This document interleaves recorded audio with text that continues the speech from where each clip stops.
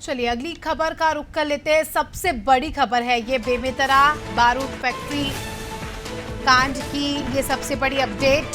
Factory के बाहर परिजन और ग्रामीणों का प्रदर्शन, 50 लाख मुआवजे की बात कर रहे हैं परिजन। कल हमने देखा जिस तरह से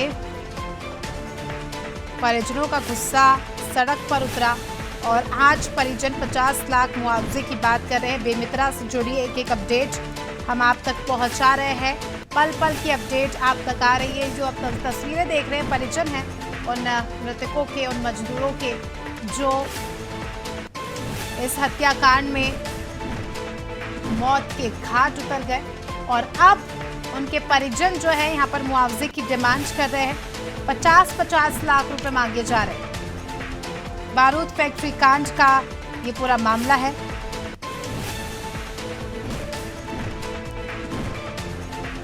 कृपाशंकर हमारे सहयोगी हमारे साथ जुड़ चुके हैं। पल पल की अपडेट वो हमें पिछले 2-3 दिनों से दे रहे हैं, उनसे ज्यादा जानकारी ले लेंगे। कृपाशंकर, अनादि टीवी अपने दर्शकों को बेमेतरा कांड से जुड़ी पल पल की अपडेट दे रहा है और इस वक्त का सबसे बड़ा अपडेट सामने निकल कर आ रहा है। बताया जा रहा है कि परिजन अब 50-50 लाख रुपए की मांग कर रहे हैं मुआवजे के तौर पर।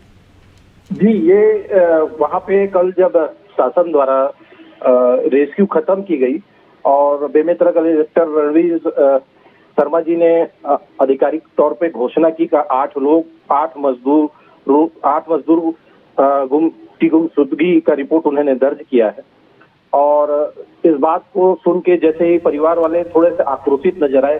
उनका शुरू से ये कहना है कि उनके कम से कम 12 लोग इस पूरे घटना में गायब हुए हैं और ये बताना बड़ा जरूरी है कि इन 36 घंटों में फैक्ट्री मालिक के ऊपर अभी तक प्रशासन द्वारा कोई भी FIR नहीं किया गया है।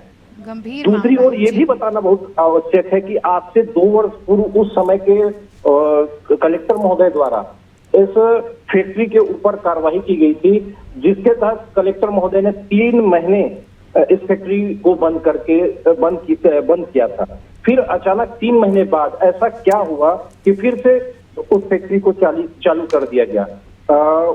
ये भी बताना आवश्यक है कि अभी जब हम वहां घुसे उस फैक्ट्री पे और हमको जो जानकारी मिली तो नियम ये कहता है कि इतनी बड़ी फैक्ट्री पर एक डॉक्टर होना चाहिए, सारी सुविधाएं होनी चाहिए लोगों के लिए, मजदूरों के लिए, मगर वहां पे कोई भी सुविधा हमको नहीं दिखाई पड़ी। ना वहां कोई डॉक्टर था, ना वहां एम्बुलेंस था और ना ही पेयजल की ठीक से सुविधा भी थी।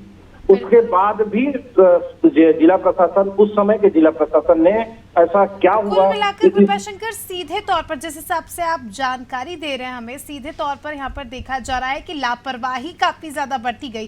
फर्स्ट एड किट और क्योंकि ये बारूद फैक्ट्री थी तो आपने सही बोला कि एम्बुलेंस होनी चाहिए, एक डॉक्टर होना चाहिए कि अगर कुछ भी होता है तो हालात संभाली जा सके। बड़ा गंभीर मामला है और अब उम्मीद है कि परिजनों की मांग पर अब शासन प्रशासन ध्यान देगा और आने वाले समय में क्या मोड़ लेता है ये प्रदर्शन, देखना दिलचस्प होगा। बहुत बहुत शुक्रिया आपका हमारे साथ जुड़ने के लिए और तमाम जानकारी के लिए।